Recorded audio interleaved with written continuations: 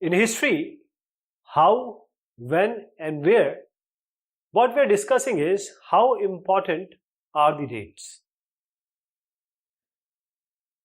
This is a picture where Brahmanas, they are offering Shastras to Britannia, right? This is frontispiece to the first map produced by James Rennell in 1782. Now, Rennell was asked by Robert Clive to produce maps of Hindustan. An enthusiastic supporter of British conquest of India, Rennell saw preparation of maps as essential for the process of domination of India. So this picture tries to suggest that Indians willingly gave over their ancient text to Britannia, the symbol of British power, as if they were asking them to protect the Indian culture. So this is Hindustan by J. Rennell. Here the books are being shared, and this picture where this person is standing, it has a lion on the back side. So this is important. With the pretext, we start how important are dates, why the dates are there. It's always all-time debatable thing that history means just learning the dates. You might find people saying that I find history boring because it is all about memorizing the dates. Only memorizing the dates. But history is also about the changes over a time. That is what was in the past, what things were in the past, and how things have changed. So whenever we compare the past with the present, we refer to time. So we talk of before and after. So here we see that a cup of tea, everyone, you and me, we drink. But this cup of tea we have not started drinking this tea in 1 day or 2 days. It's a continuous process. The railways, how railways came into existence. Reading the paper in the morning, you might be curious about how people got to hear about things before newspaper began to be printed. So you must be answering that. That is, that there are certain ways we cannot, or there are certain things which were going on in the history that we cannot just say one date.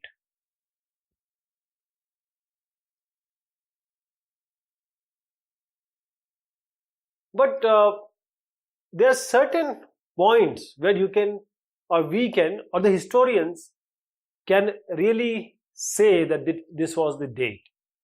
First of all, the things have not changed in a day. That's what I said. So there is a span of time. There is a span of time, and it just didn't happen in 1 day. Everything took a time. So you can talk about a time duration or a period.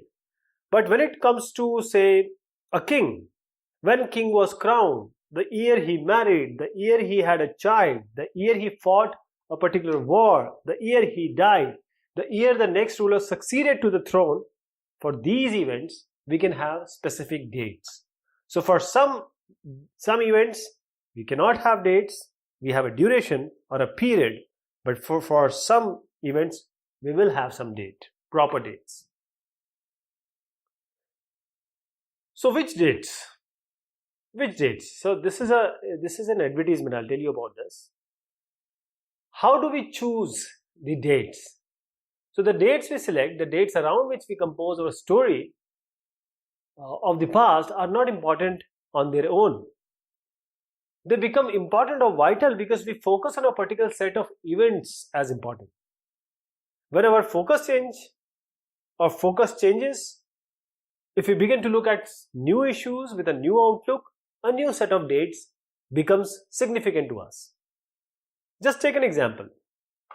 Before I go ahead, this is an advertisement that actually created taste, because we were discussing about the tea here, that we have not just in certain morning we just somebody woke up and he said, I want tea. No, it's not like that. Tea with a period It took a time and we started liking. That's how tea is in our culture. Whenever somebody comes to us, we will offer tea. So this is Lipton's tea. And all advertisement help us understand how market for new products were created and new tastes were popularized.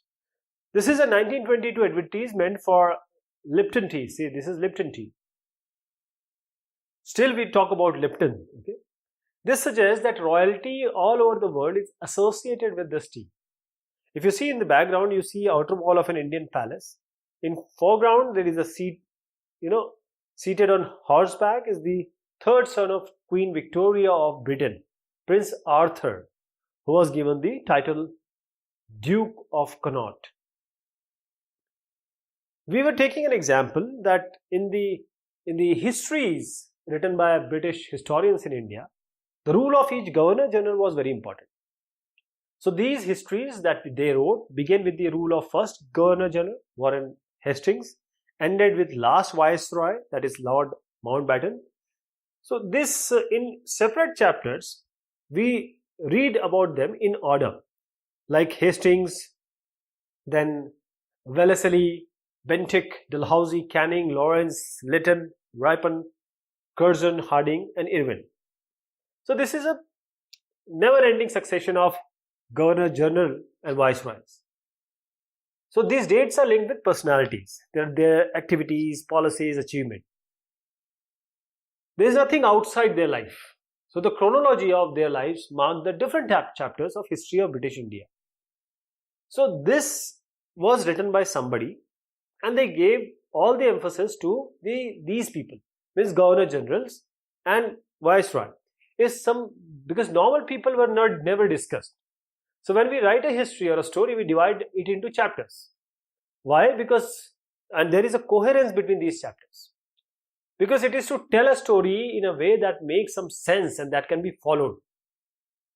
So we focus on those events that help us to give shape to the story we are telling. And in the histories that revolve around the life of British Governor Generals, the activities of Indians, they simply do not fit. They don't find any space there. So there need to be some other format, other way of looking into history of that time. This is the picture of or a graphic of Warren Hastings. He became the first Governor General of India in 1773. So while history books narrated the deeds of Governor Generals, biographies glorified them as persons and painting projected them as powerful figures. So how do we periodize? That is periods, events, chapters. In 1817, James Mill, he was a Scottish economist and political philosopher. He published a massive 3-volume book, and it was named as A History of British India. He divided the Indian history into 3 periods: Hindu, Muslim and British, right? And this actually periodization became widely accepted. But can we actually think like this? Or because at that time other faiths were also there. If some Muslim ruler are there, then Hindus ruler were also there. So this is one aspect which James Mill put in front of us or placed in front of us. But is this Hindu, Muslim, British actually demarcate different periods? We need to question this. We need to discuss this. So Mill thought that all Asian societies were at lower level of civilization than Europe. According to him, before the British came to India, Hindu and Muslim, these despots ruled the country. And religious intolerance, caste taboos and superstitious practices, they dominated the social life, that is the communities. So British rule, Mill, what he said that could civilize India. So that idea of his, he introduced that introduction of European manners, arts, institutions, law in India is important. He also suggested that the British should conquer all the territories in India in order to ensure the enlightenment and the happiness of the Indian people. Okay? For India was not capable of progressing without British help. That is what Mill suggested. So British rule represented, that's what he thought, all the forces of progress and civilization. So the period before British rule was darkness.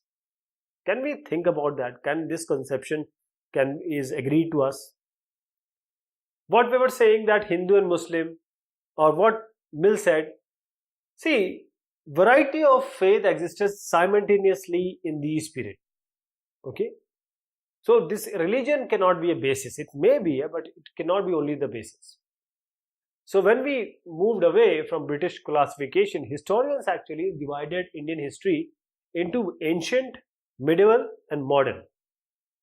Now these divisions also has some problems, like the Mill did, James Mill did.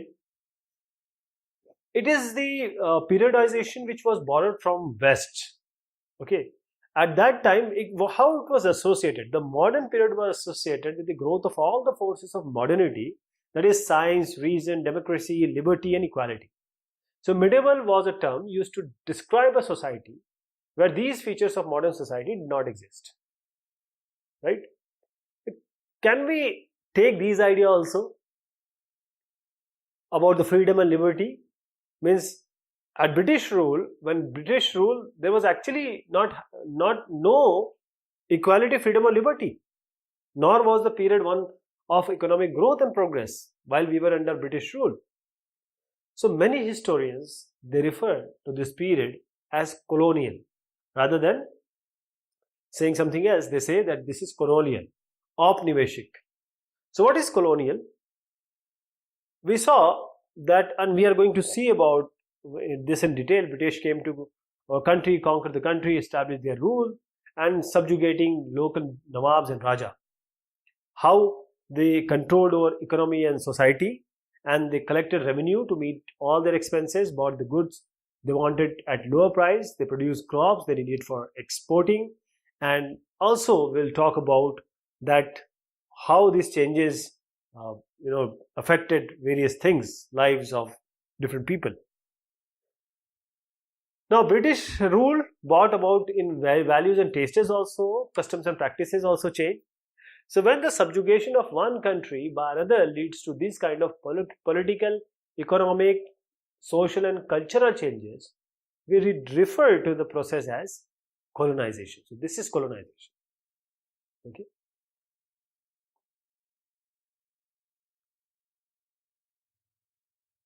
So how do we know what was going on at that time? This is the report to the Home Department. I'll just read this. But before that, what sources do historians use in writing about the last 250 years of Indian history?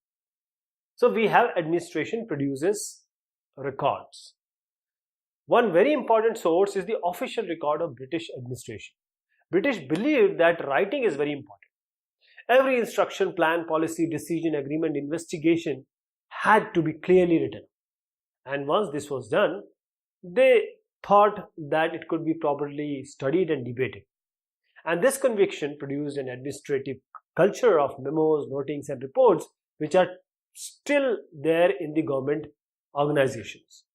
So the British also felt that all important documents and letters needed to be carefully preserved. So they set up record rooms that are attached to all administrative institutions like the village Tehsildar office, collectorate, the commissioner office, the provincial secretariats, the law courts. All have their own record rooms. And archives and museums, these are specialized institutions. These were also established to preserve important records. The letters and memo that moved from one branch of administration to another in 19th century can still be read in the archives.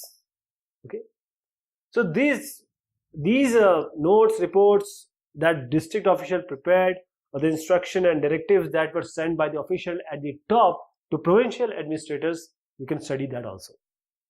So in the early years of 19th century, these documents were carefully copied out and beautifully written by calligraphists. Who are these calligraphists? Who are master of beautiful writing, by those who specialize in the art of beautiful writing. And by the middle of 19th century, when printing spread, multiple copies of these records were printed as proceedings of each government department. So here is a picture. This is the National Archives of India, which came up in 1920s.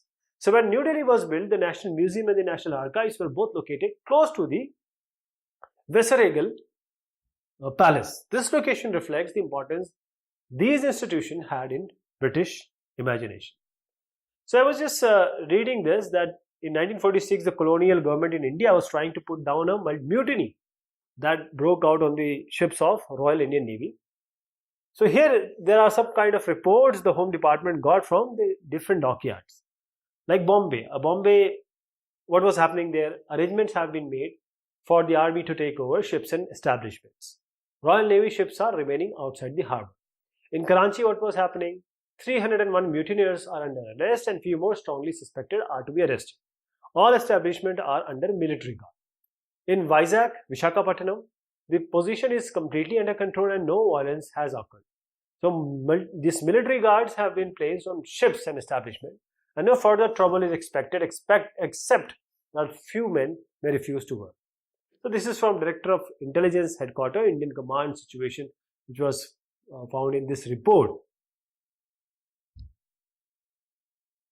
At this time, this survey, that is Sarvekshan, this became very important. Under colonial administration, British believed that the country had to be properly known in order to effectively administer. That is why surveying became important. So the surveying was done, detailed surveys were done to map the entire country. In the villages, revenue surveys were conducted, and the effort was to know the topography, the soil quality, the flora, fauna, local histories, and the cropping pattern. Okay. From the end of 19th century, census operations, and this prepared detailed record of the number of people in all the provinces of India, noting information on the caste, religion, and occupation. So census is population counting. There were many other surveys like botanical surveys, zoological surveys, archaeological surveys, anthropological surveys, forest surveys. Okay. Now this is just a paper of custard apple. This is Sitafal, 1770. So botanical gardens and natural history museums established by British collected plant specimen and information about their uses. So local artists were asked to draw pictures of these specimens, and historians are now looking at the way such information was gathered and what this information actually revealed about the nature of colonialism. And this is the mapping and surveying operation in progress in Bengal, a drawing by James Prinsep in 1832. Just notice these instruments at that time. Here is the surveying. Now, what official records not tell? So we have vast corpus of records now. But we still remember that these are official records. They don't tell us about official, they tell us what the official thoughts are. But what they were interested in, what they wish to preserve the prosperity, that is what we know, because this is official record. But these records do not always help us to understand what other people in the country felt, what lay behind their actions. So we need to look elsewhere for that. We begin to search for other sources, plenty, like official records. We have diaries of people, account of pilgrims, travelers, autobiographies of important personalities, popular booklets that were sold in the local bazaars. So as this printing spread, newspapers were published and issues were debated in public. Leaders and reformers, they wrote to spread their ideas, and poets and novelists wrote to express their feelings. So all these resources, records also, and these which we talked about, we can get an idea about what was going on, tribal, peasant, the worker in the mines, what is going on, right? But not all the information is available, but still what we are available, will make a chain and we'll try to find out what was happening at that time. This is a picture, the rebels of 1857, and images need to be carefully studied for they project the viewpoint. So the image can be found in several illustrated books produced by British after 1857 rebellion. This caption, the rebels of 1857, says the mutinous sepoys share the loot. That is, in British representations, the rebel appear as greedy, as vicious and brutal. Here there is an example of not fit for human consumption. So This is a police line not giving proper food. So people or the policemen actually put a strike